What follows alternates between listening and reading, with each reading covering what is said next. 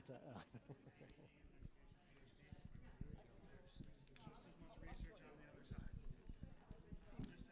This way I have a better angle to do that.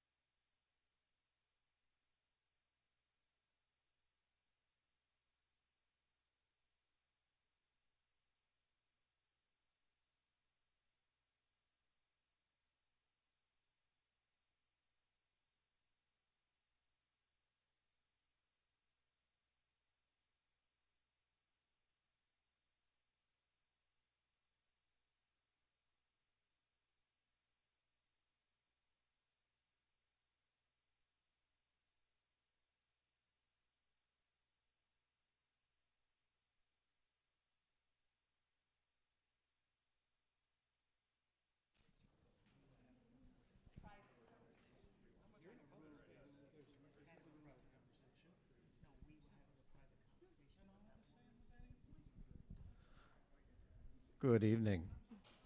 Do a quick sound check with our partners from LCTV. We're good to go. Thank you. Good evening. My name is Marty O'Shea. I'm proud to serve as your superintendent here in Longmeadow. We will use the microphone tonight. Hopefully it assists our guests that are here with us tonight, but it will also allow the audio feed to get picked up by LCTV. So thank you for coming out. Thank you to the Adult Center for opening up their space to us tonight. We have a great turnout for our design update on our middle school project. So I'd like to welcome all of our attendees, especially members of the school committee, the select board that are in attendance tonight, along with our town manager, Lynn Simmons. So thank you so much. On our panel, I guess if you call it, tonight is Senior Project Manager from Colliers, our Owner's Project Manager, Alan Minkus. Armand Ray is the chair of the Middle School Building Committee. Thank you, Armand. And also Dory Brooks is representing our design team, JWA Architects. And so we're happy to provide you tonight with some quick baseline information on the project to get everyone up to speed and to update you where we are with the design process. We would like to make this as conversational as possible, and so we'd like to cover a lot of ground. I think my sense is that when folks attend meetings like this, there's a range of questions, and some folks might come with questions regarding the educational program, others might have questions about the site, others might have questions about the fiscal picture, and so we'll try to hit as much of that as possible, and know that this is a long road. It has been a long road. We are in the middle of a long road towards creating a facility that is suitable for the middle school students of Longmeadow for decades to come. So thank you so much for coming out, and I'll just walk us through the first couple of slides here. All right, off to a great start.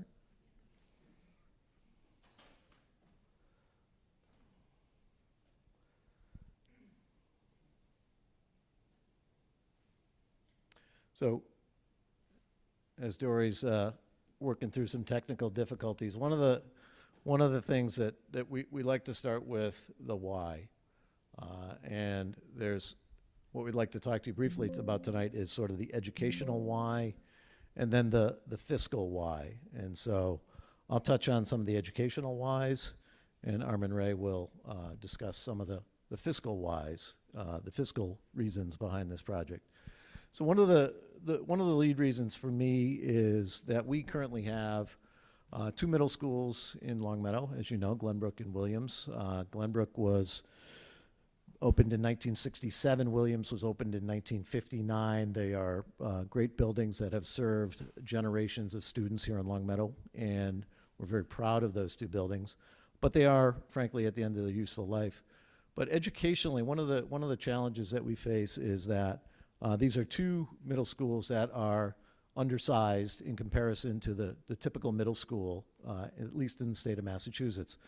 I was working on this just the other day just to sort of understand what the average sort of traditional 6 to 8 middle school is in the state of Massachusetts, and it's really closer to 600. And there's a reason for that, is because when you get to that number around 600, you're talking about having a 200 student cohort at each grade level, 200 sixth graders, 200 seventh graders, 200 eighth graders. And when you have those cohorts of that size, it increases the flexibility that administrators have to match student need up with the appropriate academic supports, the appropriate academic classrooms, and also to be responsive to their social emotional needs.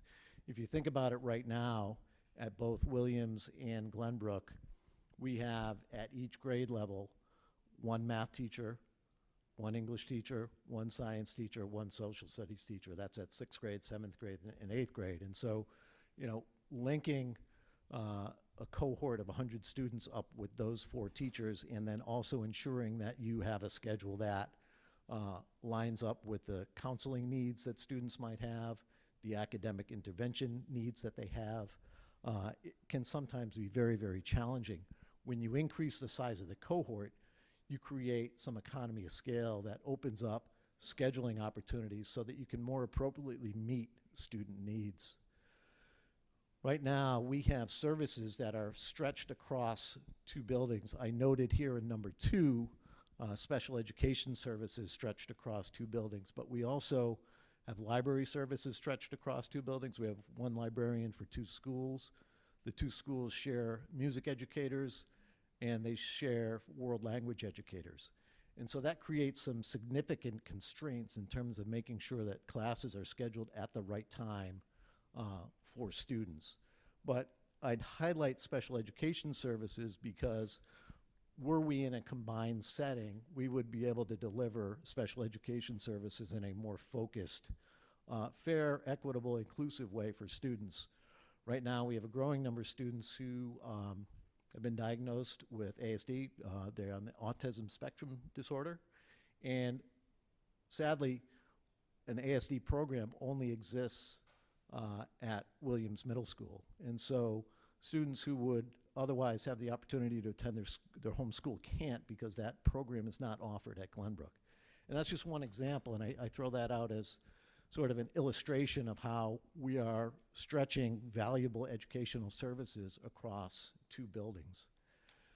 The third, having students transition as a unified cohort. One of the things that I've heard over the last several years is the challenge that is presented when students leave their 3 elementary schools and are split into 2 middle schools. We think that were they to travel as a single unified cohort, it would create a common experience for kids. It would create a more common set of expectations, and it would allow us to really make sure all kids are getting an equitable experience. Fourth, the opportunity to expand academic and extracurricular offerings. I heard a story just the other day that we have at Glenbrook, and again, this is illustrative of some of the challenges that we face. We have a reality club, it's called, at Williams and Glenbrook, and this is a club that serves students who are interested in exploring diversity. And these are 2 undersized clubs at both schools. Less than 10 students at each school are in these clubs. Were we in a combined setting, these smaller clubs, kids could enjoy a larger cohort of peers to work with in these extracurricular settings. And so not only are kids split across 2 schools for some of these extracurriculars, we also have teacher advisors. So we have a teacher advisor for the Reality Club at Glenbrook and a teacher advisor for the Reality Club at Williams. And again, that's just one club that I would cite as an example, but there certainly are others that where students don't have that rich experience to be with a large cohort of students in an extracurricular setting. And academically, we feel that in a combined setting, it would open up the academic program and put us in a position to expand academic offerings for students. And then lastly, on the instructional side, having a more focused approach to curriculum, instruction, assessment, supervision, and professional development. We know nowadays that students benefit from high quality instruction, that they benefit from high quality curriculum that is organized and aligned with state standards. And having the economy of scale in a single setting, it would allow us to approach that in a more focused way. So these are just some of the educational whys that we see in the value of educating the students of Longmeadow in a combined setting. And again, I think it really goes back to that enrollment. We have a design enrollment of 665. That number is really much, much, much more in line with the typical middle school in the state of Massachusetts. And again, it really goes back to, because at that number, you're able to, it's a kind of a sweet spot, you're able to offer a wider, more expansive program for kids. So those are some of the educational whys, and I'll turn it over to Armin Ray to talk a little bit about some of the fiscal whys for us. Thanks, Marty. So first, just if you're looking at the schools themselves and the conditions that they are in today at the end of their useful life, the cost just to bring the school up to the current code and the stretch energy codes that are out there for Massachusetts right now, it's approximately $80 million. And if you're looking at 2 schools, that's $80 million.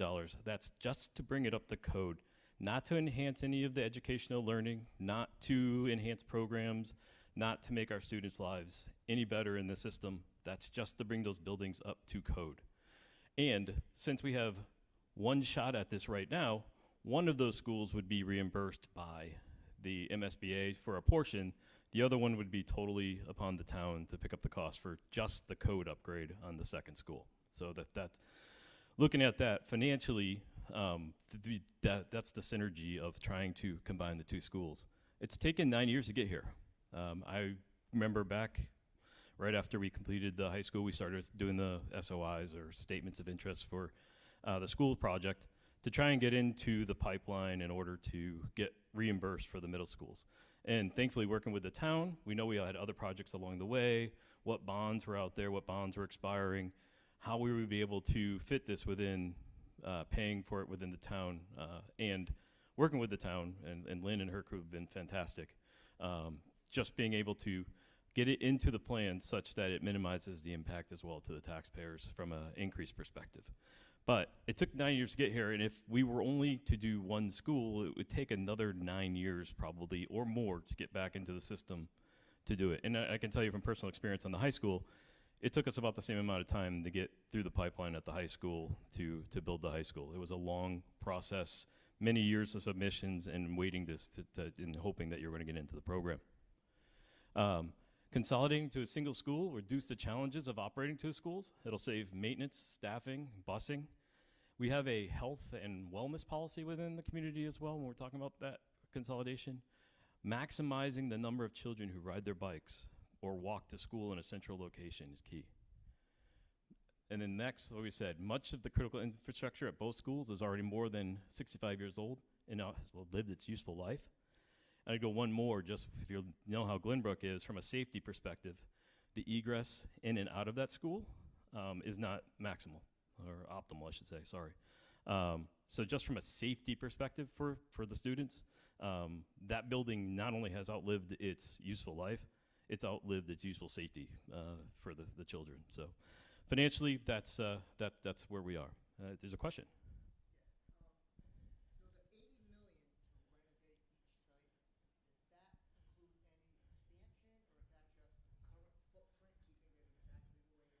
It is doing nothing to that school but to upgrade the mechanicals, the air, the electricity. It's not doing anything else. It's just bringing it up to modern construction codes. $80 million per school.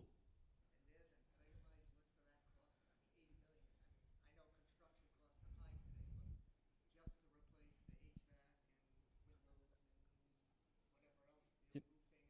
You want to take? So that's a very extensive, complete upgrade. Things have changed fairly dramatically recently because of the new stretch code in Massachusetts. So previously, to bring the insulation levels up so that you're meeting current energy code requirements was an interior insulation effort. Now, because of the stretch code's change, to actually avoid the thermal bridging and the changes that are required to thermally insulate the building to today's code, we'd have to insulate on the outside and on the roof.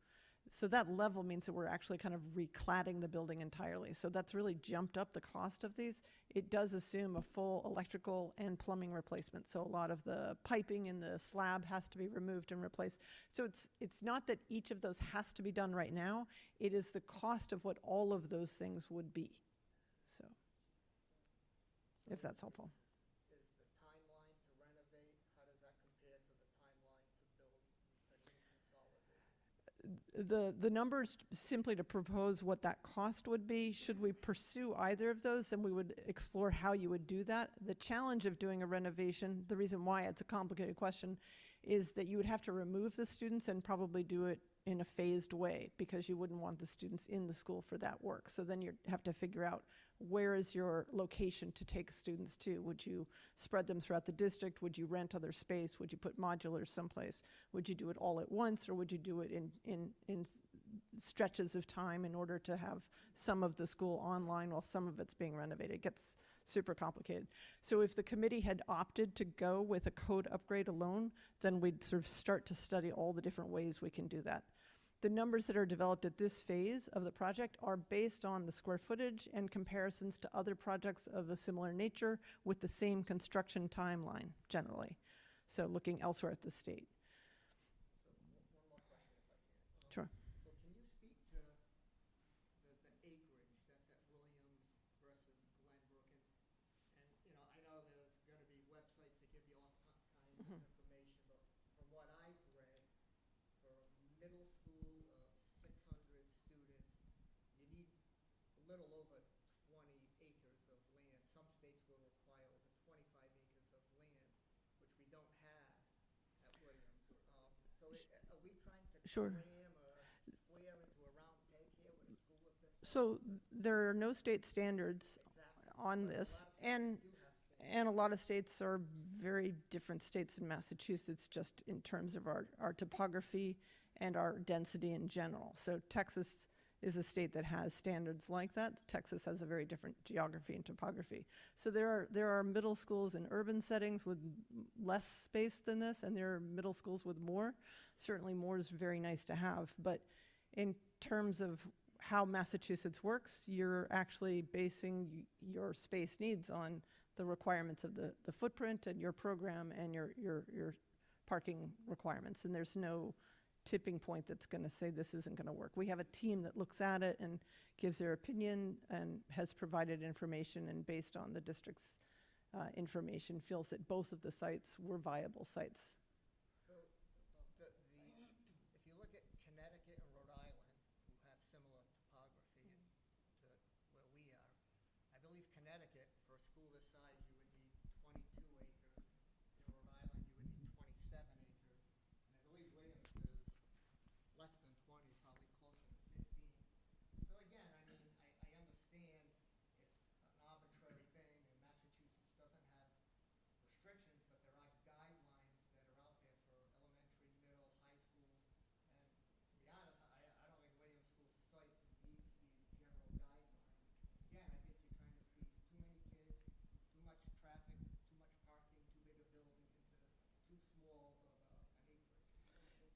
Yeah, I would state to the guidelines you were talking about. In the Massachusetts one, verbatim, is the site selected should be chosen on the basis that would meet the educational need and minimize any possible adverse educational, environmental, social, or economic impact upon the community. The guidelines, and by this, there are guidelines, they are not rules. The site shall be so located as to serve efficiently and safely the school population intended to serve, and shall be of sufficient size to accommodate the building and planned future attendance. And based upon the information we had, working with our partners, we're looking at other projects similar. Springfield just put an 1,100 size school in 6 acres, 5.63 acres. This is significantly less on a very smaller residential street. So based upon what we've seen in the guidelines, it does fit within the guidelines. And what I think is really important is what you're bringing up. Taking the input from the public, seeing what concerns are around safety, and how do we best mitigate those to make the people around there and in the greater town have access to a quality of life that doesn't go down by some great design plans. And so everything you're bringing up tonight helps inform us into those designs and then helps us bring them back to you. I saw another question in the back.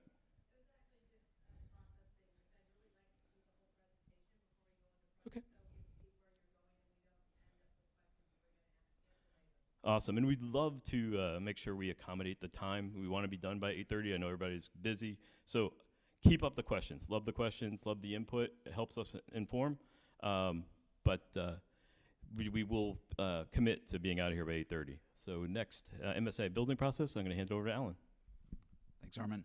Again, my name's Alan Minkus. I'm with Colliers Project Leaders. We're the OPM on the project in Massachusetts.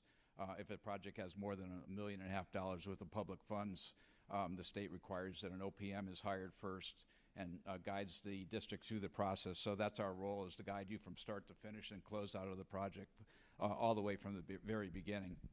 You're very fortunate right now that the MSBA does have a grant program that they're putting out, that the state of Massachusetts allows you to get money, and they want to be involved in it.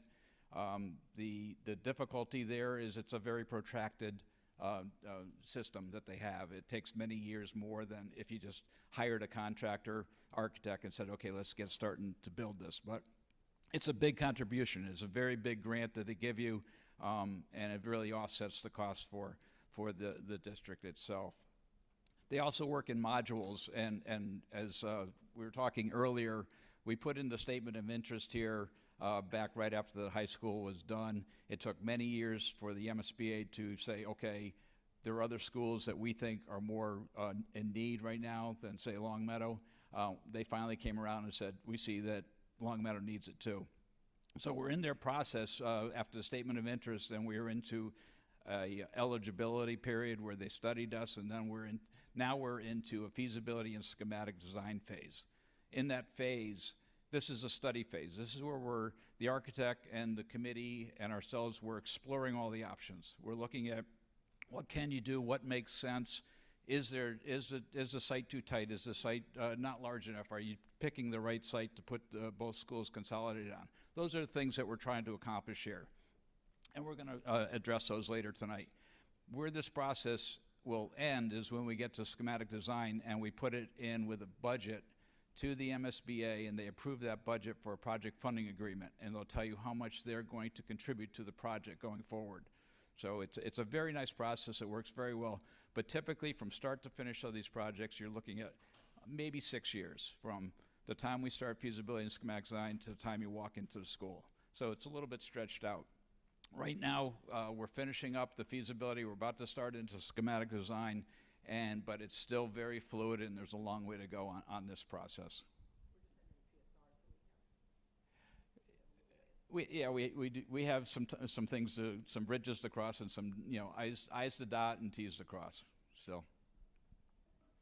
And as we said here, I kind of got ahead of myself here, is that they're a partner with you, and their goal is to work with the community to make sure that there's commonality among all the schools in Massachusetts, that the educational standards are kept up, that the schools have longevity, they're sustainable, that they're putting taxpayers' money into the projects. They want to make sure they're going to last a lifetime, 50 plus years. Their funds come out of 1 cent of every sales tax dollars that is collected in Massachusetts goes to fund the MSBA's project. Doesn't sound like a lot, but you add it all up, and it comes up to a nice amount of money in a nice bucket. Problem is they have to limit themselves to how many they can do each year, and that's why if you fall out of the queue and you push the project down the road, it may be years before it comes back around and you're allowed to be part of the program again. So it's an opportunity. We're in the program. We want to capitalize on that and move forward and get everybody the school that they're looking for here.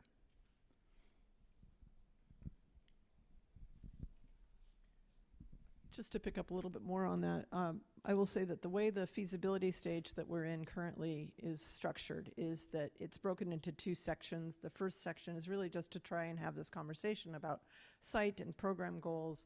We investigate meeting with the faculty, the administration, and students and gather a lot of input on what the educational needs are for the district and how those would be spatially accommodated in a new school. And we look at the different options for a renovation or consolidation at a different site. And the committee will then gradually make a decision towards that schematic design. Once we've gotten to that schematic design, we'll be entering schematic design in September if the committee's come to an agreement about its conclusion as to which version of the project it wants to go forward. Then we'll spend until March detailing that and itemizing a detailed estimate for that project prior to that grant evolving with the MSBA. So again, it's a lengthy process, and we start this process of engaging the community early on because we really do want to hear from you along the way. So again, my name's Dory Brooks. I'm a principal architect with Jones Whitsitt Architects.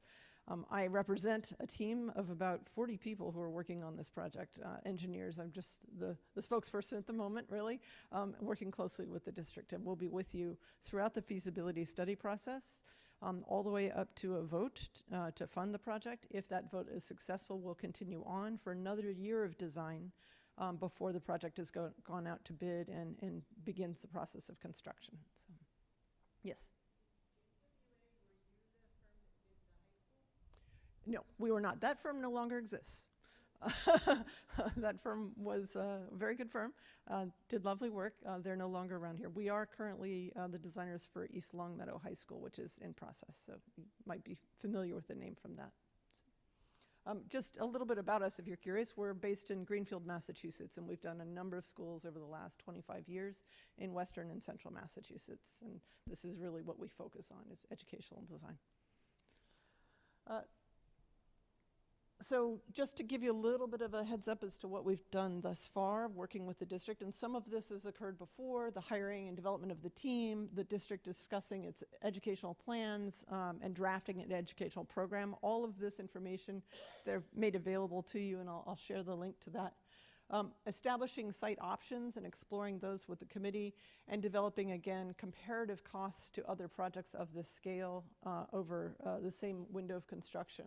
The design team has conducted a significant visioning process, again, in the schools as well as with the community, and worked to develop that ed plan. We also have released our engineers to do a lot of work already to assess the hazmat conditions of the school and determine the costs associated with that, to begin a traffic study to look at the condition of traffic around the Williams site specifically. We've started developing preliminary site schemes, one of which we'll share tonight, and we've begun the site investigations that will allow us to vet the Williams site specifically, should we go forward at that site, to be sure that when we do a next round of cost estimating, because we estimate at the end of every phase, we actually have more information available. So one of the issues that we're assessing right now is the possibility of the soil conditions to support geothermal as an energy source for a new school. Just something that we want to understand so that we don't get ahead of ourselves on that idea. So the information that we've gathered at the end of each phase is reported to the MSBA, and it's reported to you. All of the engineers are providing information, the district is as well, and you can find all of that and all of the copies of the agendas, the minutes, and copies of the PowerPoints on this website that the district is hosting. As we go forward, we'll develop an FAQ and put links there, so if you have questions that you want answered, we'll be able to answer them. I'm going to pass to Armin to talk about the committee's process thus far.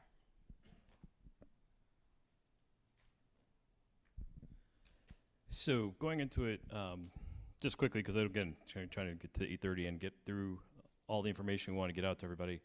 And one of the financial things that I did forget to mention as well is consolidating allows us to use the other location for potential development. So trying to recoup some of the costs of bringing two schools together by using a site. Too early to conjecture what it would be, but it allows us some development space in town, which we don't currently have today.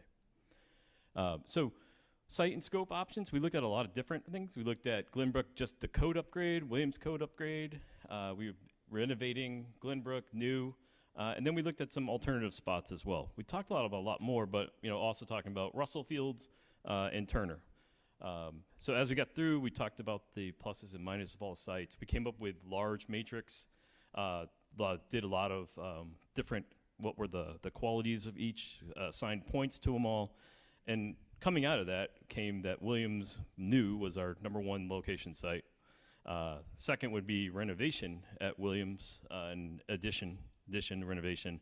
And then we have to look at, we had also to look at the Glenbrook renovation as well.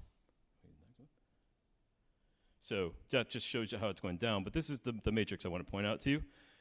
We worked together as a community to come looked across projects across the state, looked at our own particular needs for our community, weighed all of those decisions, and gradually over time reduced the number of sites and preferred recommendations to Dory and her team and Alan and his team to try and bring down the number of things that we were going to cost estimate and come up with specifics on. And then this is just the high level of where we landed. The code upgrades, which we already talked about, consolidation, addition, renovation, and then consolidation of a new school, new construction. Yes. Oh, sorry. Get out of your way. Appreciate it. You're welcome. So that's how we narrowed it down, and working as a committee, we took votes. If you can see, all of this is available on the website, but you can see you can go back. Yeah, we started on meetings on April 2nd, again, April 17th, and then May 1st, and we're boiling it down even further right after that with the costs. Yes? Yep.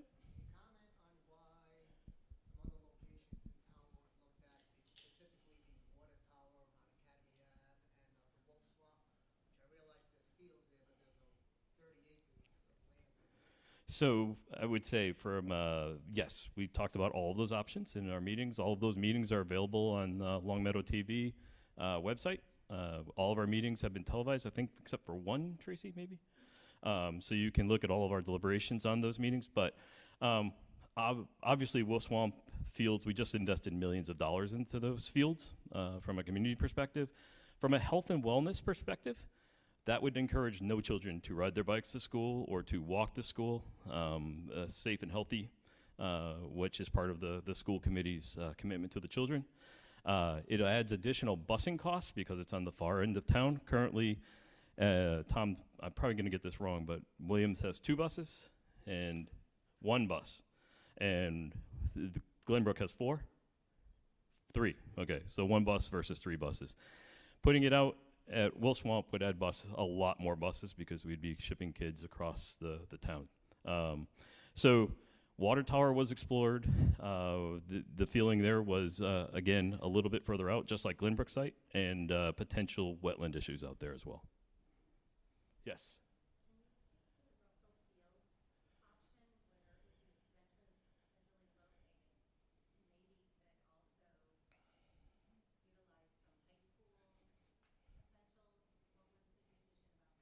Yeah, the decision about that was from a traffic flow perspective, was that at Williams, as it's situated now, allows at least a little bit of break from the 3 schools converging at the same time. If you're looking at the morning with Blueberry Hill and the high school and Williams, that would just bring way too much congestion for the road that was supported there. Yeah, we have also talked about as a committee and discussed mixing up start times. And at this time, we were taking in the recommendations to consider what those may look like. And again, this is great input into the process and helps us inform what our further plans are going to be.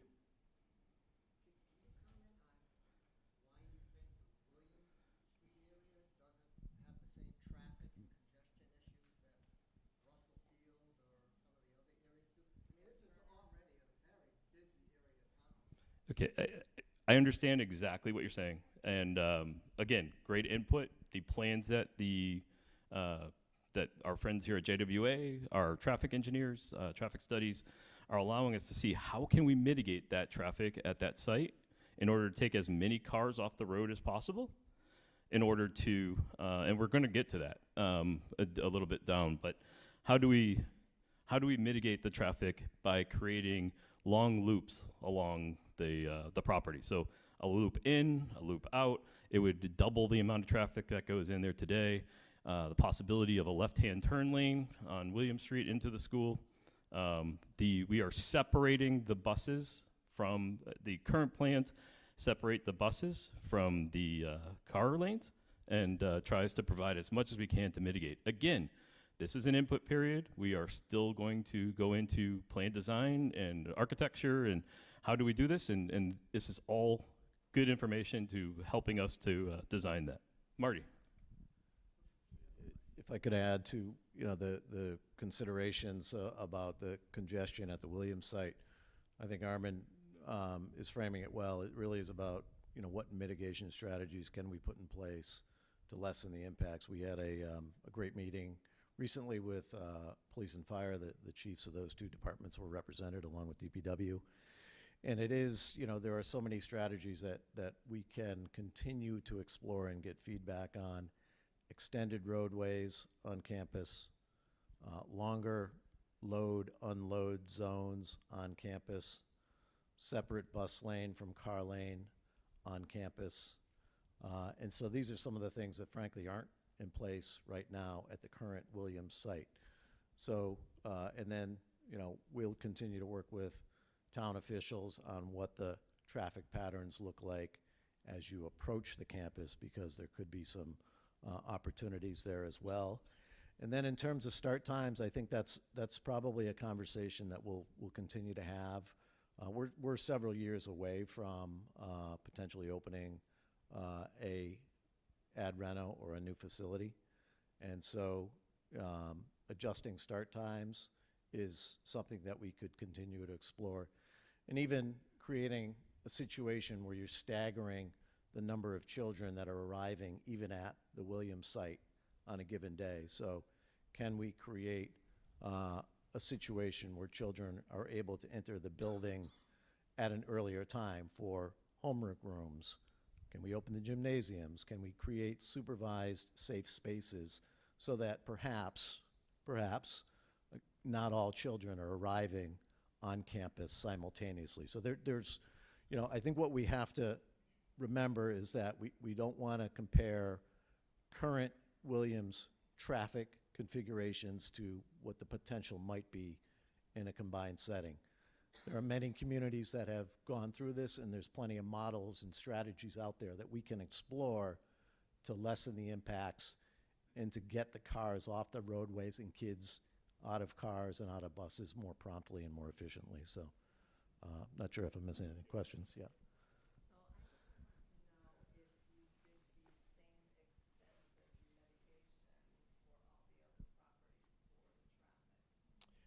I'd say we haven't done that full mitigation yet at the Williams site. These are sort of conceptual at this point, and you saw, I know you were at our attendance at our meeting last week where we laid out what the roadways on the site could look like, but that's really one piece of it. The other piece of it is what the load and unload zones will look like, what the bus lanes will look like, what the traffic patterns around the school will look like. One of the residents earlier mentioned as we were assembling this evening, the possibility of traffic calming devices. How can we calm traffic? And these are things that our partners in DPW have far more expertise than I do, but these are the things that we can continue to explore. No, because we really haven't done it at the Williams site. These are concepts that you could apply to any site. All the things that I described. Sure. I think all the strategies I just mentioned would potentially be applicable to any site, for sure. Great point. Yeah.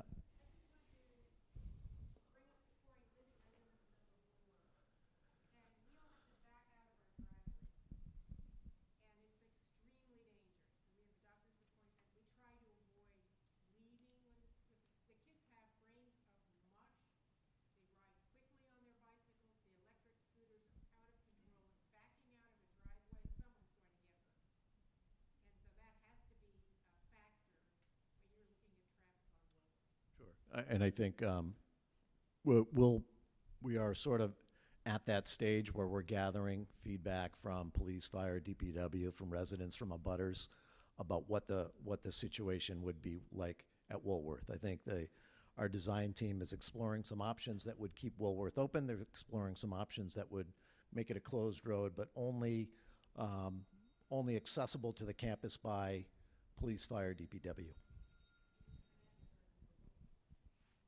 I'm sorry?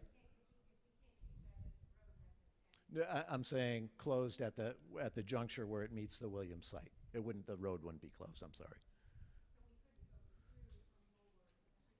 Right, I mean, right now, for all intents and purposes during the school day, folks don't use that as a throughway.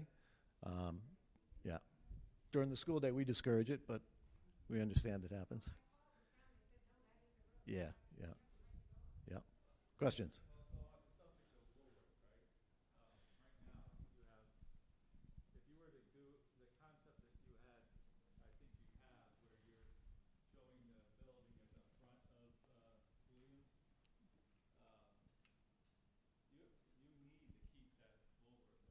Yeah. So why don't,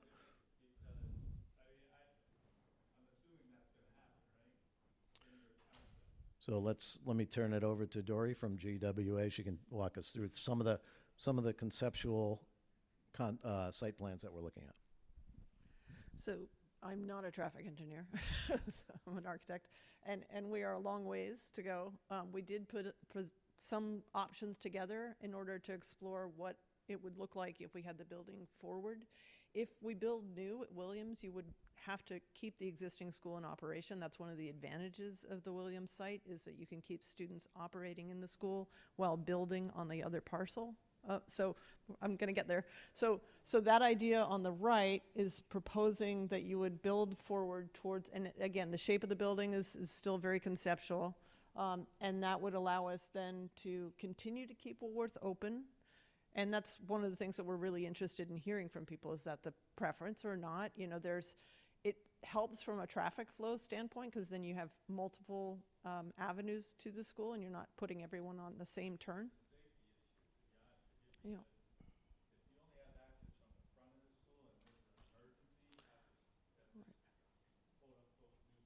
Right.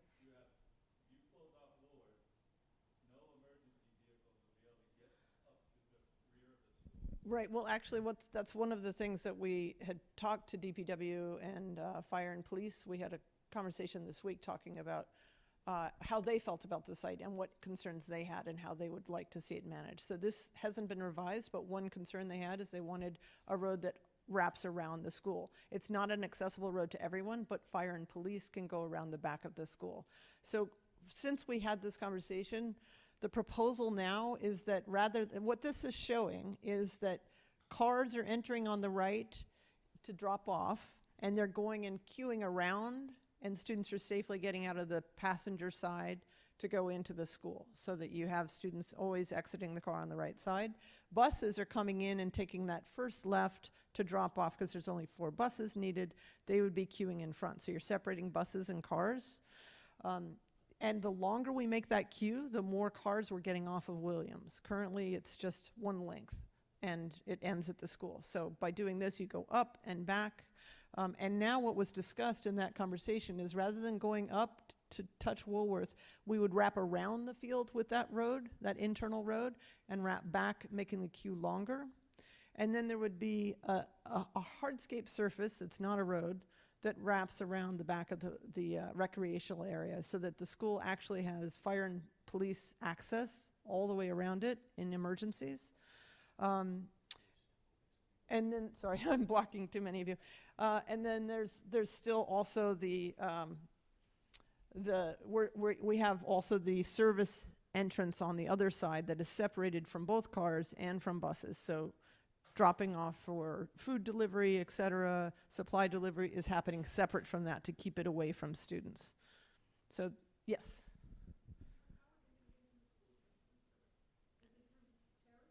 How would they get it into the school for what? Food service? No, so sorry. From the very front, you can see you'd be entering and you take a right you enter on the right, you go in front of the school, and then you take a right again onto that service loading road. And that's a service entrance to the back of house of the school, to the loading dock. So that would separate that from the cars and buses. And not everyone would be seeing that. Let's see if this works. I believe that works. Hold on, let me see. There you go.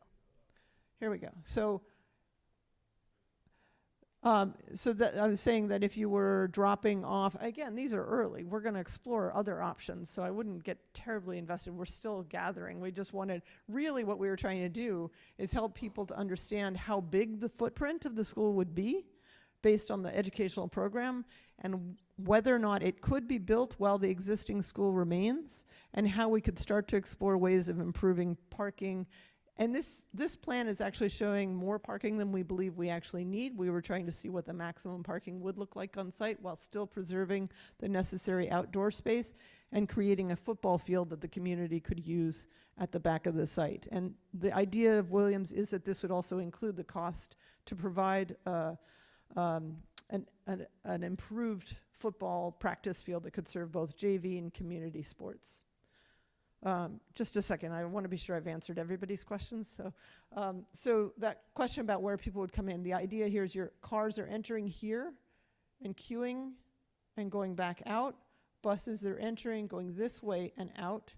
Delivery trucks would probably, in this scheme, enter here and deliver and unload here and go out. And they happen at a very different time of the day. They're not during pickup or drop off. They're their own thing. It is possible that that could be entered here, but that could complicate things to have that second entry in. So at the moment, this scheme is showing one entry. Yes? So I understand that you're still in this phase, Mm-hmm. but it appears that you focused on one site. So it doesn't sound like any Yes. other site is being considered. The committee did in their first phase narrow to this site as their priority site. What I would like you to consider as an architect Yeah. is that the folks who live on Duxbury Lane Mm-hmm. have to look at a service Ah. Mhm. side. I mean, Mhm. I don't want to be looking at trash barrels and Mhm. trucks coming in. I mean, can we aesthetically make this Sure. attractive to the abutters Mm-hmm. in some way? Mm-hmm. Yeah.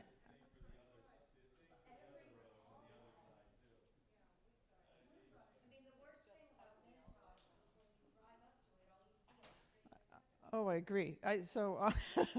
Yeah, so I would say that we're very, very early. We're not even showing any landscaping plan at this point. It's entirely about this. Well,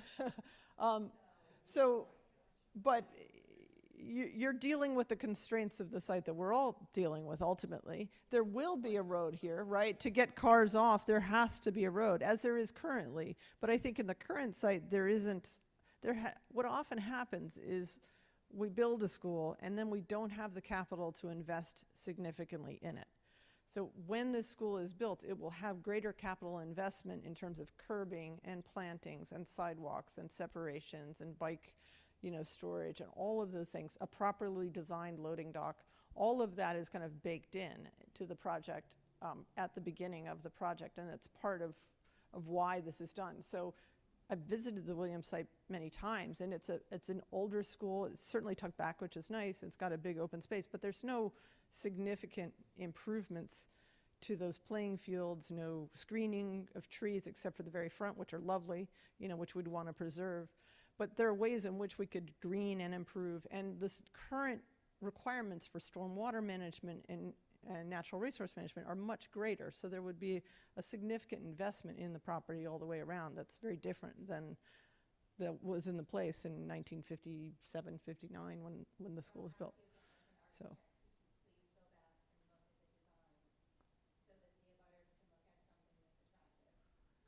Sure. Mm-hmm. Right, and I think, we oops, sorry, as This is the time and the place. So yeah. It's great for you to Yeah. input, and it will definitely be taken into consideration as we Yeah.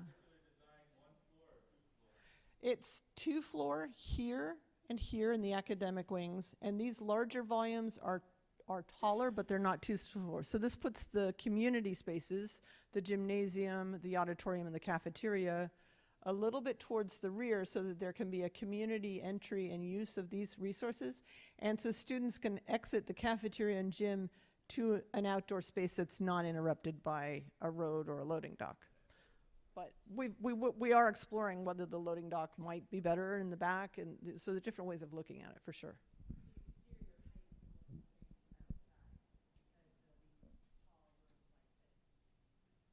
Right, this would be a standard cafeteria or gymnasium, roughly, yes. So and part of why this scheme is appealing to us is that it breaks the volume of the building up into 4.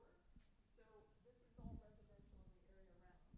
And we wanted to bring the building down in scale by not having it look like one massive building.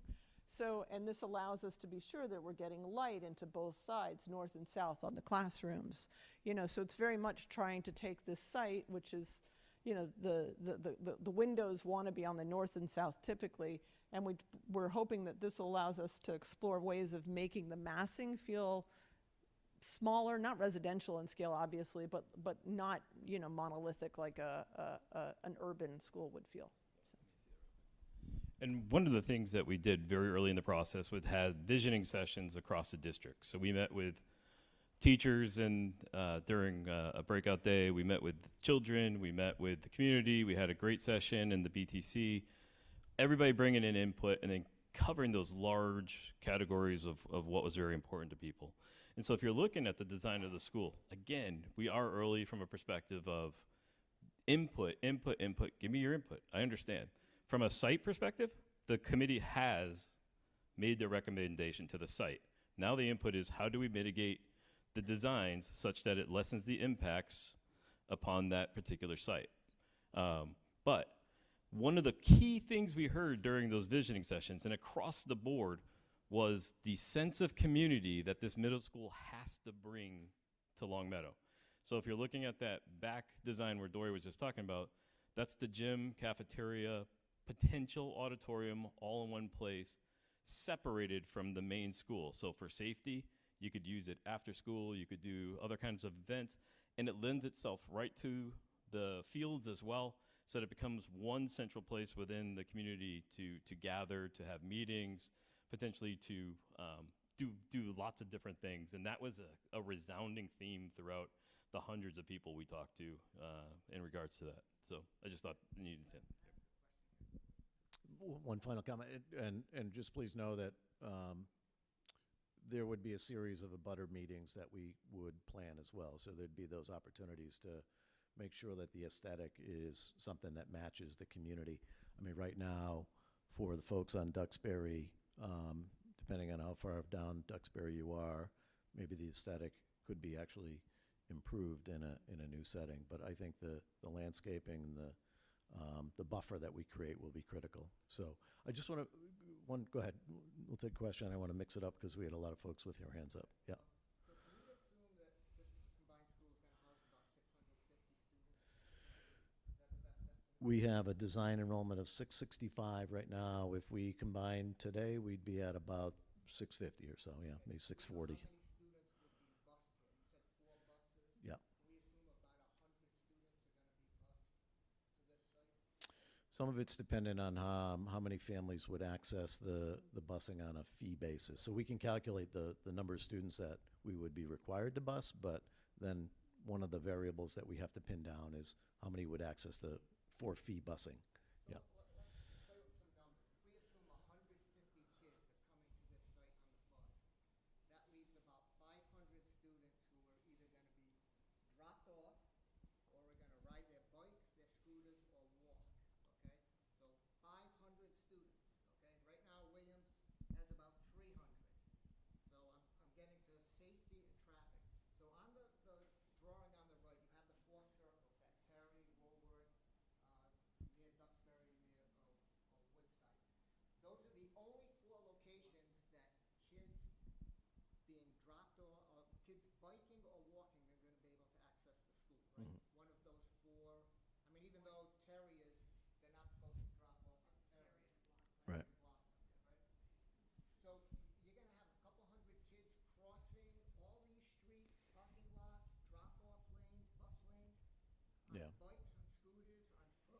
So currently we receive about 335 students with one bus at Williams. And again, I would just encourage us to take that leap of faith and say, not compare the efficiency, the lack of efficiency now with the way we gather students onto that campus and unload them, and compare it to what we could create. I do agree that we've got some pinch points there at Terry and Blackland that we're gonna have to work really closely with Long Meadow Police to make sure that that doesn't become a satellite drop-off space. Right now, it's something that we occasionally have to address with families as well. I think we have a community that's generally really receptive to any drop-off pickup requirements. We have to work hard at it, but it is something that we'll have to work on. If I could, We all know that parents don't want to wait in a queue and want to Sure. take buses to work. yeah, So right now, despite police and signs on the corner of Blackland and Terry, yeah, big dozens of cars Yeah. that drop off kids. So here's my vision of the future, with all these cars coming from the Glenbrook area. Woodside Drive, Wilkin, Duxbury are all gonna be drop-offs because parents aren't gonna Yeah. wanna wait in the queue. This is gonna clog up all these residential neighborhoods, all right? And on Duxbury, there's no through, so cars are gonna be turning around either going all the way down or turning around in Yeah. driveways, trying to drop off kids and get to work. I think, Parents I- don't yeah. follow the rules. I'll go back to one of the, what are the strategies that we can use to reduce the impacts? And one of them could be receiving students on a staggered basis. So can we permit students to come in for homework club, to use the gymnasium, so that we're lessening the number of students that are arriving all at one time? Can we create an offset between, and these are maybes, can we create an offset between the elementary start times and the middle school start times? So those are, I think there's a number of things that we can do, but, now is the time for us to gather that input. But there's lots of folks with some hands up. I just want to be respectful of folks that have been waiting. Yes, sure.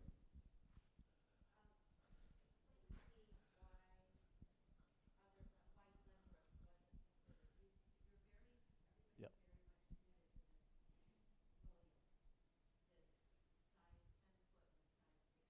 Yeah. The,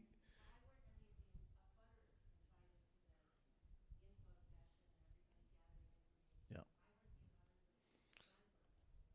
Yeah. If I could ask Dory to speak to the Glenbrook site, or am I, yeah, yeah, yeah. We'll ask Dory to address the Glenbrook site and some of the constraints that we were facing there. The Glenbrook site is slightly bigger than this site. It has a wetland on it. That's not a problem. The study that we did there, looking at Glenbrook as an ad renovation, would have been taking down part of the school and adding where it is, so keeping the building where it is.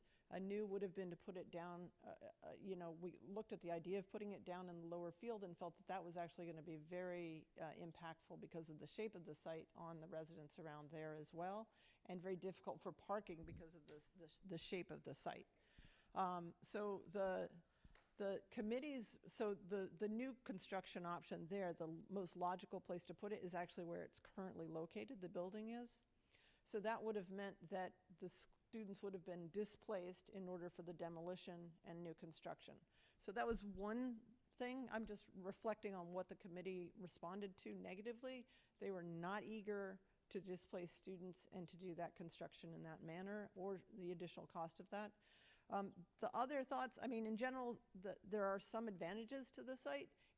You access the site through more places, but it is a residential area as well, and you'd be adding even more cars within the neighborhood there, whereas Williams at least is more of the community's main road. It's not a neighborhood street. So there were advantages both ways, and the committee looked at those options and really weighed in and felt that the centrality of Williams,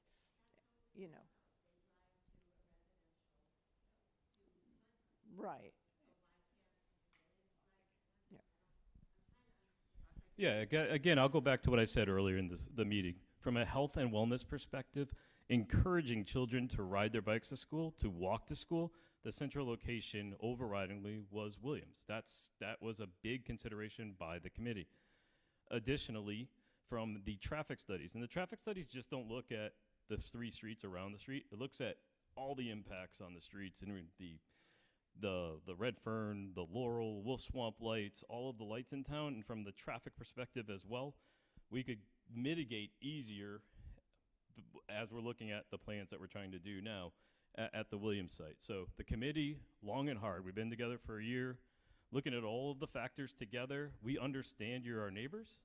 We understand that nothing is going to be perfect in the spots that it is, but we're trying to maximize the potential for education for our kids, minimize what the costs are from extended busing, from getting 2 schools together so we can minimize the maintenance and the costs.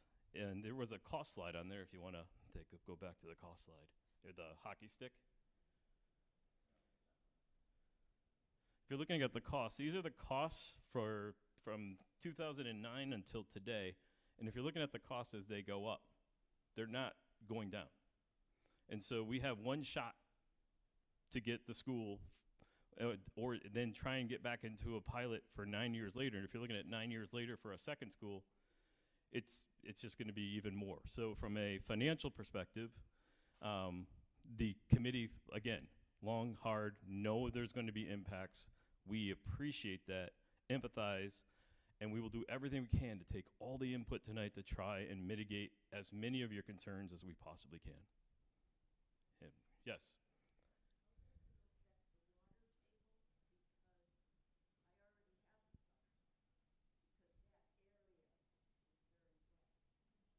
You got this one.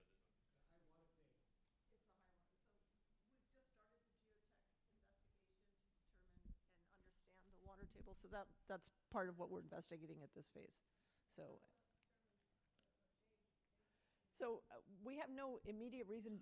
The fact that a school has been existing there indicates that it can support a construction project. We have more ability to impact how we control for water mitigation coming into the building than we would have in the past. So we're really just looking at the soils to determine their bearing capacity for a building, as well as studying their potential for geothermal. Right. So if anything, one of the advantages, I think, again, I go back to the fact that coming in here, we're going to be doing a lot of work to deal with stormwater mitigation. So now we would probably put infiltration basins, because we have the more paving that occurs here, the more the buildings going in here, the more we have an obligation to handle that rainwater. So, and I'd say it's a huge problem right now with climate, because we see increasing rains. So we do an extensive study and have to report to the state on the stormwater management plan. So that'll be part of it, part of the improvements. Right there. Yeah. Yes. Hi, I'm on Mm-hmm. Woodside Drive, down Towards Scary Drive, and we purchased our house from my husband's family about 30 years ago, and I know my father-in-law mentioned that there was water in our basement, and the town did something along the back of the middle school property Mm-hmm. to mitigate the water coming onto the back of our houses along that stretch. So I know There's a swale. Yeah, we've observed that and noted that as well. And part of the civil and landscape team are aware of that swale and are looking at how to create additional stormwater swales and how we might change the slope there to be sure that we have much more of an obligation to keep all the water on site than ever before. And that's part of your stormwater regulations as well. Actually, one other comment Yeah. on traffic studies. Mm-hmm. When the high school was built and opened, it seemed that that was when, after several accidents happened with people exiting the high school, that a lot of the streets around the neighborhood became one-way during certain hours. Mm. And I was surprised that that didn't happen before Mm. to be looked at. That the study didn't point that out beforehand and make that happen. Yeah. One of the things that we heard the other day is that they had wanted to make a school zone there, but by law, the school wasn't close enough to the road to motivate a school zone that would slow traffic down. Moving it to that location on the site will actually allow the town to put a school zone slow down, at time of day, which would, I think, help to mitigate some of the traffic speeding on Williams that you have. Well, that would be automatic on Williams, which has a higher. Yeah. Right.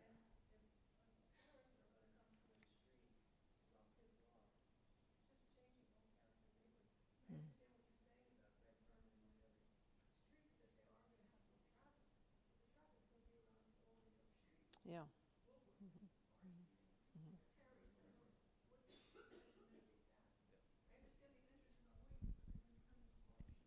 Yeah, and when I'm talking about Redfern and Laurel and all those, what I'm talking about is that the traffic studies we do are holistic. They go out, study how the traffic patterns will come from different areas of town, and then how will they affect the immediate surrounding areas. So it's not just for the other sites, it's specific to how many people do we think are going to come down Bliss? How many people do we think are going to come down Williams? How many are going to go on Linwood and come across? So the traffic study for the site goes wide out, not just at the particular site. Yes, over there.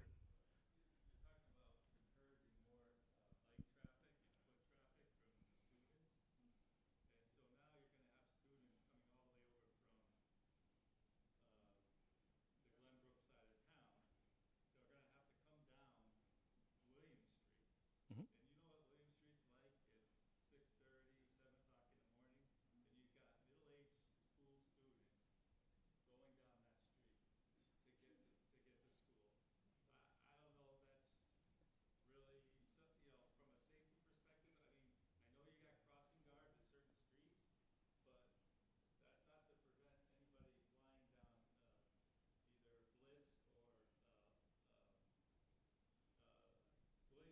Mhm.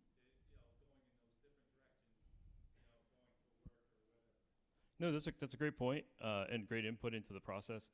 We participate what's in called Safer Routes to Schools. Carl Mezzafaro and the PD, Long Meadow PD, other safety within town take that into account. How do we design the safest route for children to get to school?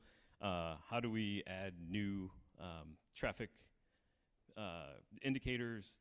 The green concrete, if you see over at Blueberry, was a consideration for that. There's children already coming to Blueberry from up then the Shady Side, Deep Woods area. They ride their bikes every day. I agree with you that it's never 100% safe, but it's great input into the process so that we can make those safer routes better for the kids and encourage lessening our carbon footprint on at the same time. Oh, sorry. Yes.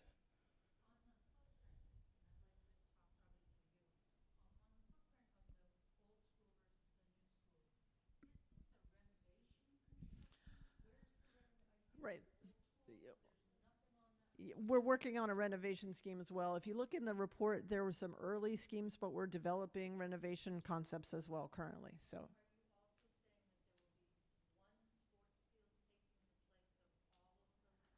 yes.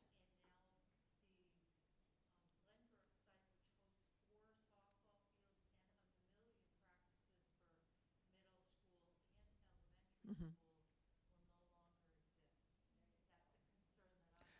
I think someone else should respond to what would happen at Glenbrook, which is, I think, an important question, whether that is, you know, right.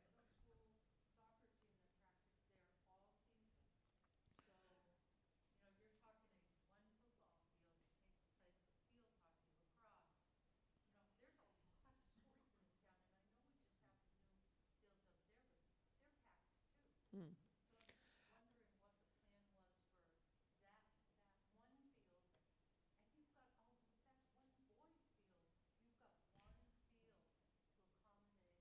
Multiple sports. I'll just want to answer that first question. So the first one I can answer a little bit.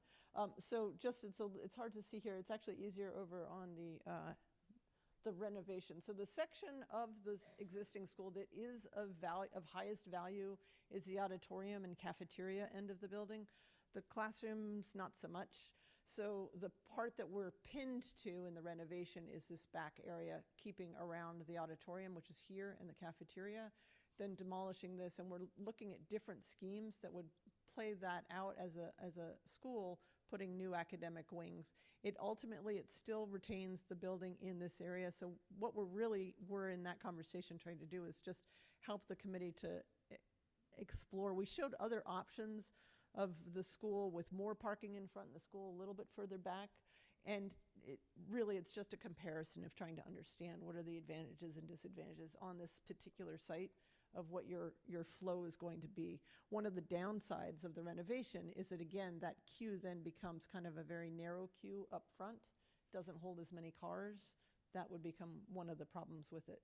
I think the other challenges we're looking at on the ad reno is we're doing that because we want a comparison, but it means that some of what you're renovating really isn't of high quality, really. You're putting a lot of money, and you're connecting systems, you're tearing out, putting new systems in.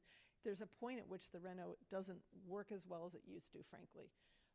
And in a school built in this era. Right. Oh, no, no, it won't. No, so the renovation would be entirely built back here around this section.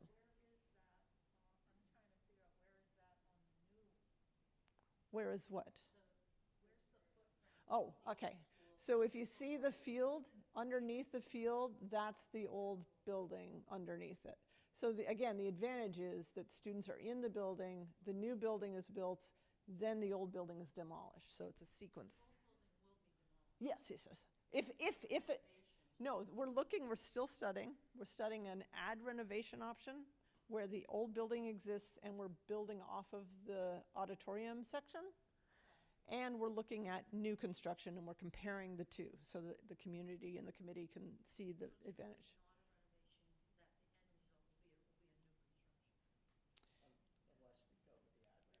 You have two options. Yeah, yeah, and that hasn't been decided yet. The committee still has to decide. Yeah. Yeah. Right. Mm-hmm.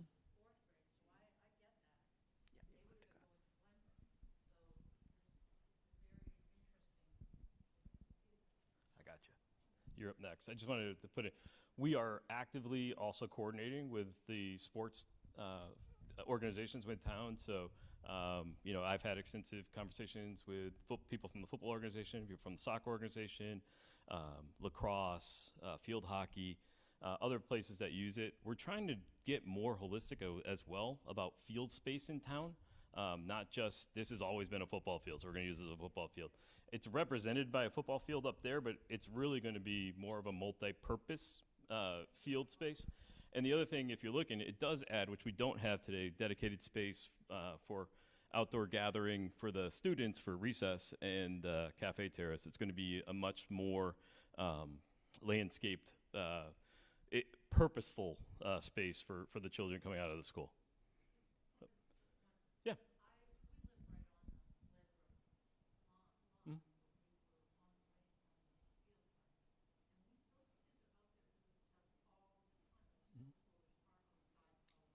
Yep.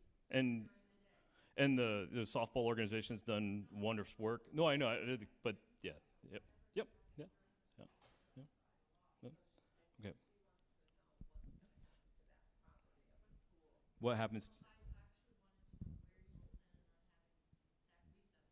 It's right in that big green space right behind the community space where it says outdoor gathering. During the build, there's definitely going to be a transition. There's going to be inconvenience on the site, and we will try and do as much as we can to make that the least painful it can be for abutters, for the children, for the teachers. Parking is going to be an issue at some point probably. We had that with the high school as well, where we had to build the sidewalk that went from the tennis courts to the school to accommodate parking. So if you put your mind to it, you can find solutions to things to make things easier and better along the way. And again, input here is key to helping us to design that out. Now you had a question right here. My question was, if you decide to go with the ad reno rather than the new construction, where will you put those students? Because I mean, the point of the new construction is that you can build that while the students are in the old building, and then you can tear down the old building once they're in the new, and do a little swap-aroo. But if you're working on that one building, where do the students go? Very astute question. It's the same thing we had with the issues at Glenbrook. We'd be having to put kids in modular systems or spreading them out throughout the district. We've discussed very on a high level, talking about, putting kids back in some of the elementary schools. Like, just conceptually, we were having conversations around this. The question is what parts of this are reimbursable. Modulars are not reimbursable. Moving kids to other schools and the furniture and building out space, not reimbursable. So modulars would be millions of dollars to get modulars needed someplace else on the site to move the children, disruptive to the educational process. We haven't made that decision yet, but those are all inputs into the final design of new versus ad reno that we'll be considering along the way. And there was a, yes, in the back, in the white.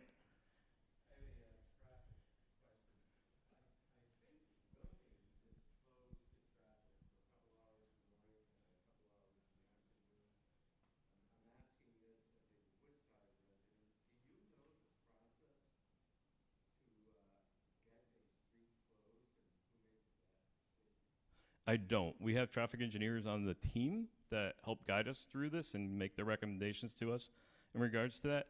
Lynn, do you have any more on that? Or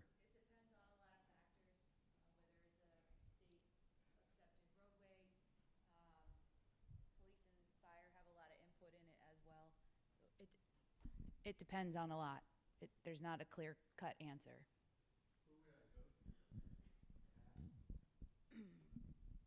To ask if your road can be closed? Send me an email. I'll give you my card. We'd have to look at it. But it's not, just because you send an email asking if it can be closed does not mean we'll show up and close it. Make it similar to Wilkin, where it's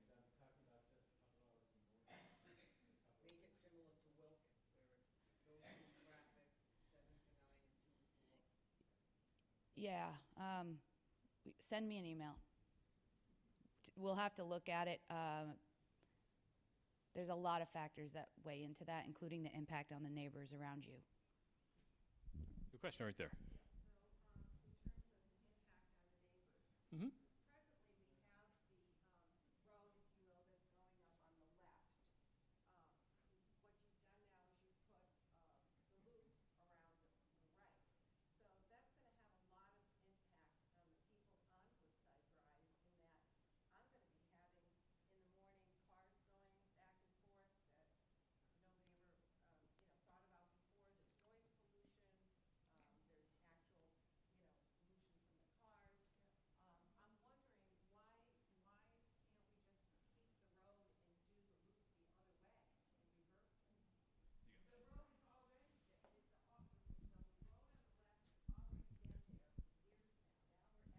Yeah, so it's great to have that input because this is what we find out. So maybe there's resistance and there's a logic to not, not shifting it.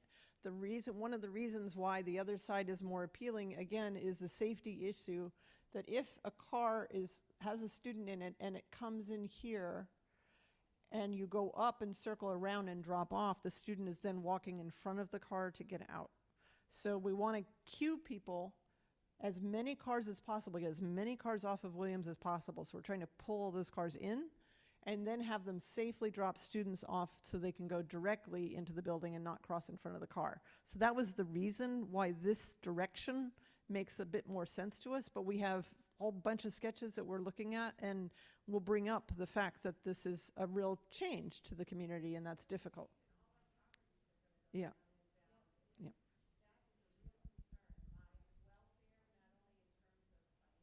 Mhm.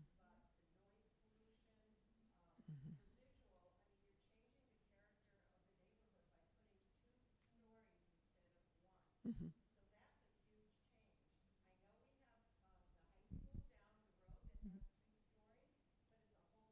Mhm.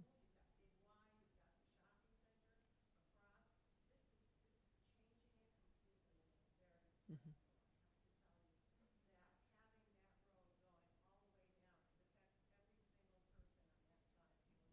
Mhm. Really ruining the character of the neighborhood. Mhm. Taking a road and they're just Mhm. Yeah.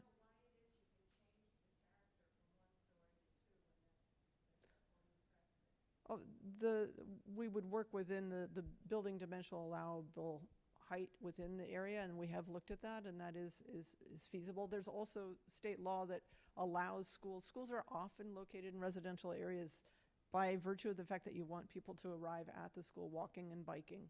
So there's an amendment within the state law that allows schools to be located in residential areas for that purpose. So character, when it comes to schools in residential area, is not necessarily a reason why a school wouldn't be allowed into an area. So it's typical. um, yeah. Yeah, yeah, yeah. Yeah. Right.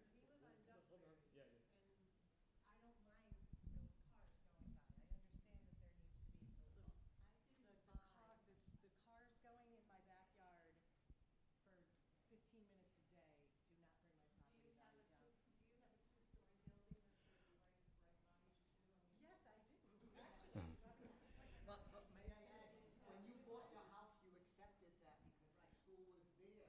No, you bought your property, the school, you bought your house. Exactly, so did we. So did we. What I'm concerned of, Armin, is also, thank you for, I know you've been working on this forever, but the high school, I just want to make sure you've learned from the high school, because it is a demolished at drop off and pick up. And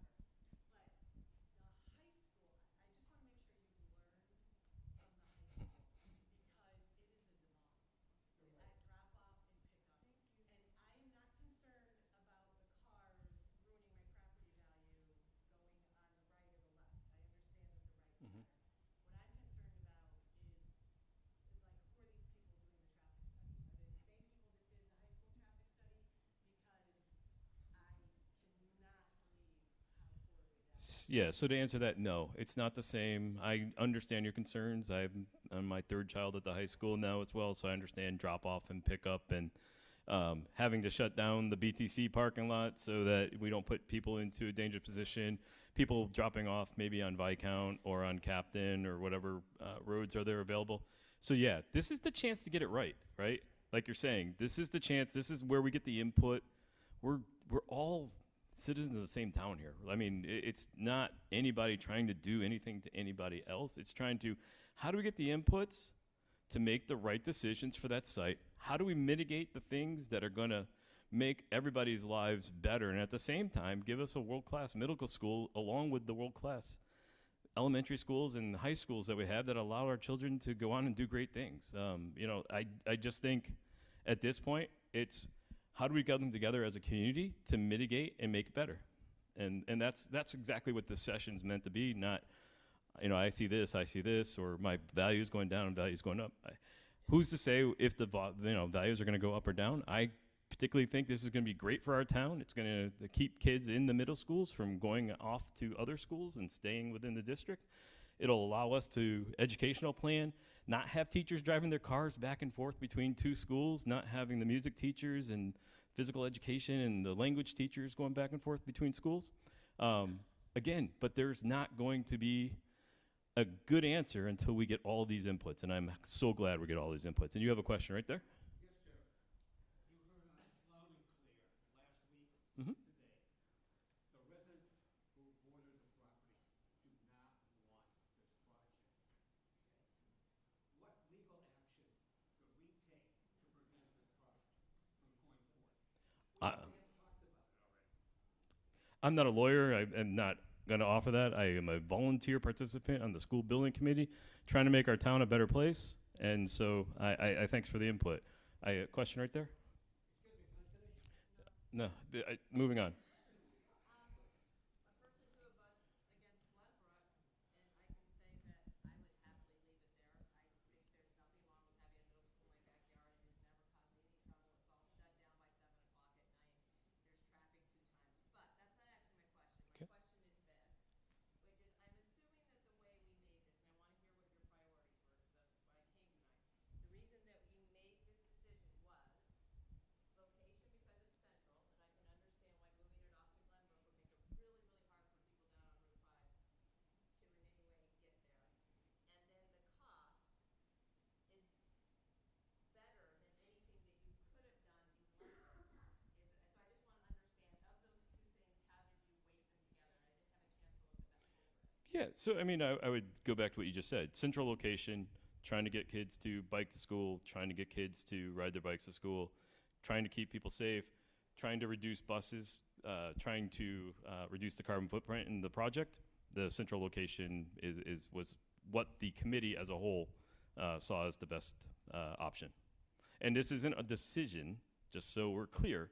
This is a recommendation of the committee at this point in time.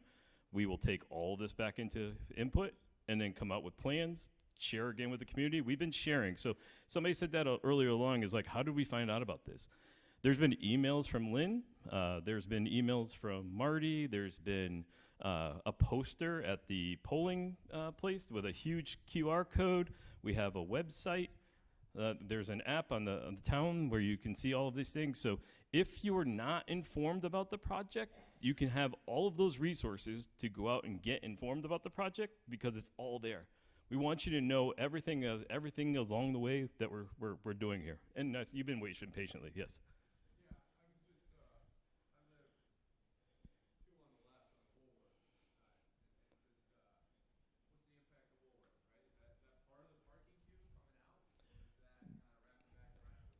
We are still in the point of making designs around whether Woolworth would be open or closed, what percentage of traffic would we anticipate going through that neighborhood, talking with police, fire about getting emergency access if it was closed to the property.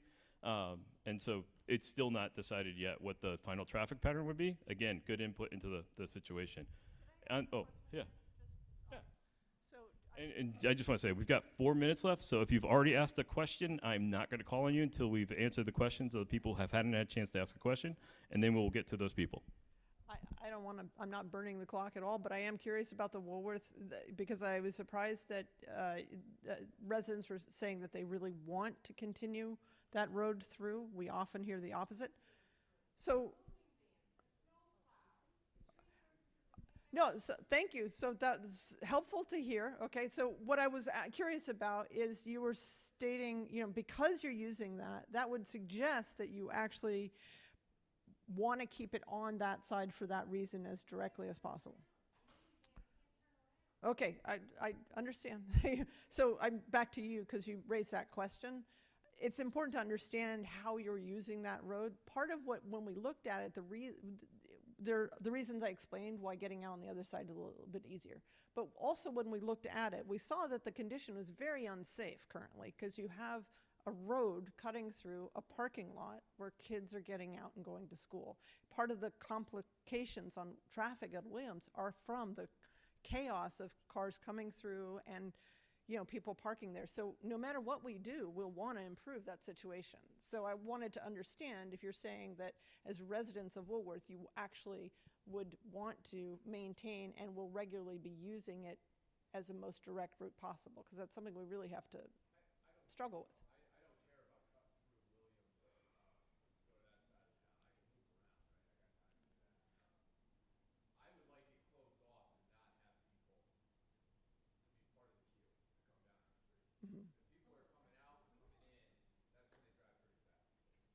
Right.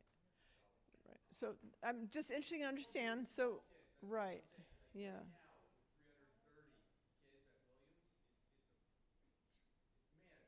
Right. Right. Yeah. And one thing we looked at, again, these are just options that we've been exploring and thinking about, is Woolworth coming and having a turnaround, essentially, that allows you to come to the end of Woolworth, turn around, and go back out, as opposed to cutting through it. And just curious about how that. Uh-huh.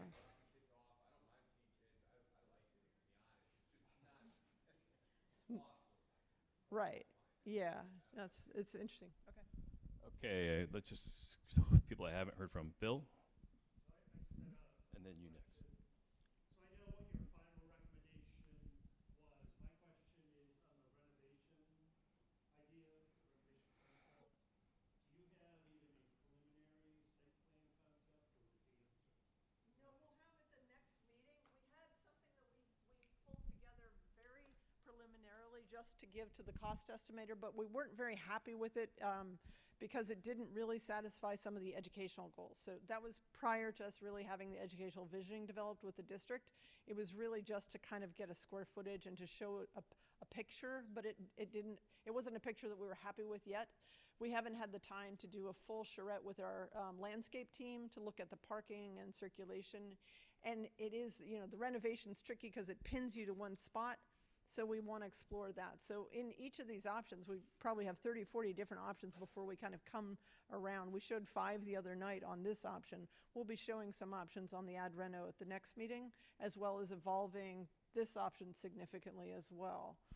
So yeah, it's an evolving process. We're still quite early on in the process. Again, the goal at the end of this phase is just to have decided the site and the option. Is it new or ad reno? All right, it is 8:28. I'm going to take 2 more questions, and it's going to be from the woman in the white pants and the butt and Maury, because they haven't asked a question yet tonight. And then if you want to ask a question after that, I will stick around. Marty and the team will stick around. If you have any further questions, I'd be happy to address those. Oh, and members of the committee are here as well if you want to talk to them. Yes.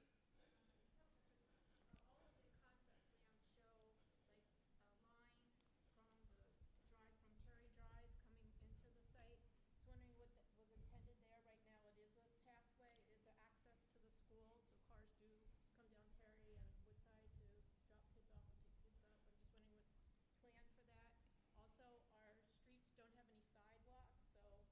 And thirdly, when you do a traffic study, for winter conditions, when there are fewer walkers and bikers, do you take that into consideration? Yeah. Yes to that last question, that did take into consideration. That dashed line is us indicating that we have observed that as well, that's a walking path that students will take. Probably students coming from the high school to the fields or from the neighboring community into the field after school, or just dropping off and going to school. So we're aware of it. Usually our experience is if you have a situation like that that's happening, you want to kind of address it and plan for it so it's either appropriately supported, so that's why we're trying to indicate that as a question. Does the community want to cut that off and try and discourage that, or expect it to happen and use it as a way of kind of, again, making it possible for students to walk? And then if we're receiving them on the site, how are we receiving them? What's the pedestrian path that's safe? So that's just part of the process. Yeah. Again, all of that would be, this is not that level of design at all. This is merely trying to sort of understand the circulation concerns on site, and partly so we can bring it in front of the community and hear more. I would say that as we would expect that as the design evolves, we'll have more questions and options, and we would put up, a series of options in order to get reaction and allow people to interact with us and tell us on some of these questions, that we're talking about how to deal with Woolworth, how to deal with pedestrian access, what are the different crossing paths. So you get a lot more, but it takes us time to get there. And again, to that question, why aren't we doing that level of research on every site? Because it's very costly to do that level of investigation and site and traffic studies and geotechnical studies on every site. So the process does kind of want to narrow so that you can invest that in the site that you're going to develop, whichever it is. So. And last question right there, Maury.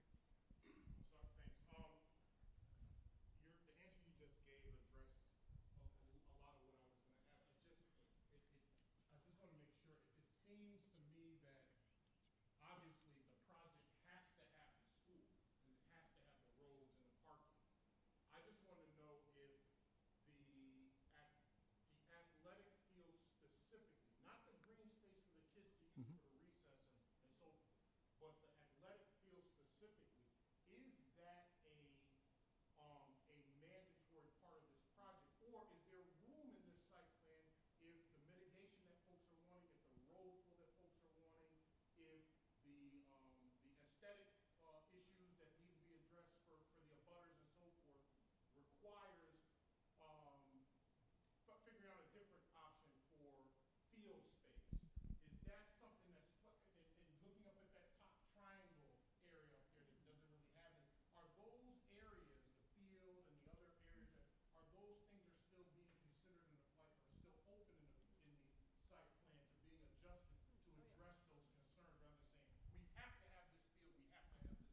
Yeah, the field issue came up because in our first community meeting, it was roundly brought up that it would be important to have and use this as an opportunity to improve and invest in an athletic field on this site.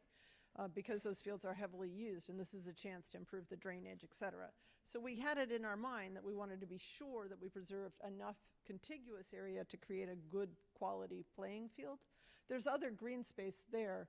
The space up in the right-hand corner is a very sloping area, so that's why it's likely going to be natural. So next future plans, you'll see a lot of indication of green space and hardscape. But I can tell you that, you know, what we like about this concept is the potential for this to be more of a plaza with green space, but more of a plaza area that you can kind of spill out of the school into, whereas the areas between the wings and back here, we really want to make very green. We want this side to really buffer up, and we want to buffer up on the outside edge. And we want to keep this natural to some degree because of that slope. But do we have this commitment to this location? No.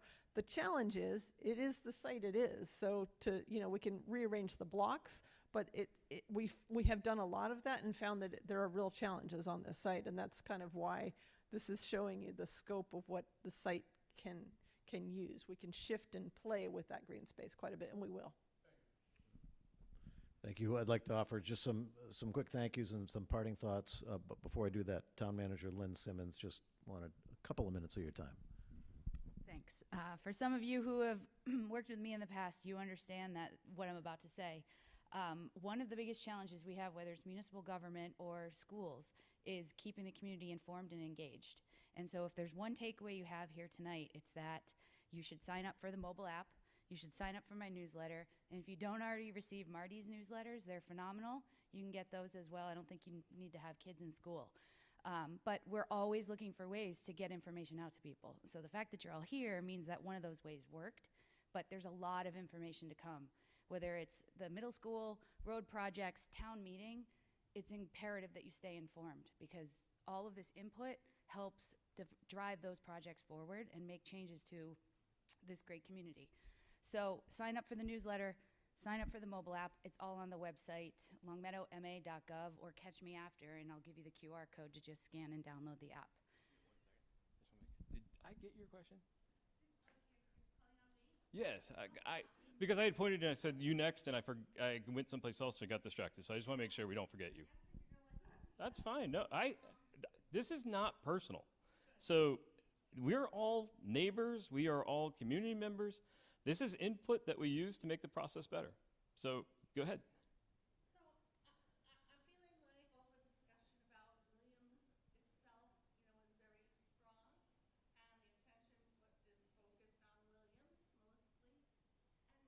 on Williams mostly. And I like to consider Turner Park. A different property, because you think the kids aren't where they are until that property is built. And with Turner, all the traffic problems and headaches and BS, let's call it, won't exist. Like it's existing for Williams and the property owners there. So I don't know what the problem is about considering Turner or another property in Long Meadow, which there are plenty of. Thanks for the input. Again, thank you very much for the thoughts. They will help inform the final plans as we move forward. I'm going to give it to Marty to wrap up. And I think if there's some strong sentiments around Turner, then that's something that we want to be responsive to and talk to our design team further about. So, sure. Russell Field, I think, was another. Yep. Yeah. Yeah. Yep. Yep. Yeah. I think clearly one of my takeaways is that we want to make sure that we've done our due diligence on those other sites, or at the very least communicate out to the community why those sites were not advantageous. So, thank you for that input. So I want to thank everybody for coming out. Just quick story, I happened to see a posting from the Long Meadow Historical Society that was put up a couple of days ago, and it was a gathering of the earliest graduates of Long Meadow High School. And I thought to myself, and they described their transition from Springfield. They had gone to school in Springfield. And I thought to myself that, you know, back in the early 50s, I'm certain there was a gathering similar to this that was having discussions about locating a high school on Grassy Gutter Road. And the community came together at that time and built a world-class high school. And we worked together as neighbors and town officials and school officials, and we pulled it off. And I think we have that opportunity, and we want to continue to gather input and feedback and be responsive to everything we've heard tonight. So thank you so much for coming out. A lot of us will be hanging out. We can answer questions individually. I want to be respectful of the time that we set aside. So thanks, everybody. Have a wonderful night.